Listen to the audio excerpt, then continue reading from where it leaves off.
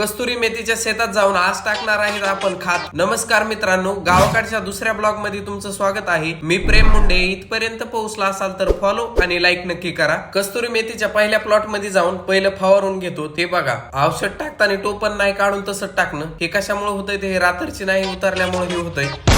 पहिले हे सर्व व्यवस्थित फवारून घेतो आणि फवारणी झाल्याच्या नंतर दुसऱ्या प्लॉट मध्ये खात टाकायला जातो. इंडिकेटर न लावता 10च्या स्पीडनं एकदम फास्ट बैलगाडीमध्ये शेताकडे निघतो. शेताकडे जाताना हे बघा, एकदम सुंदर मंदिर आहे. फायनली शेतामध्ये पोहोचल्याच्या नंतर हा आहे आपला कस्तुरी मेथीचा प्लॉट. यामध्ये 3 प्रकारचे खात मिक्स करून टाकतात.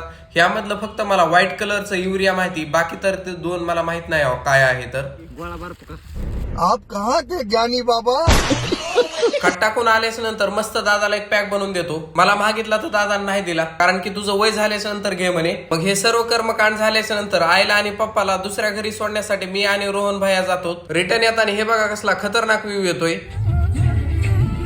मग फायनली व्ह्यू चांगला येत असल्यामुळे सनरूफ मधून एक 360 व्ह्यू घेतो.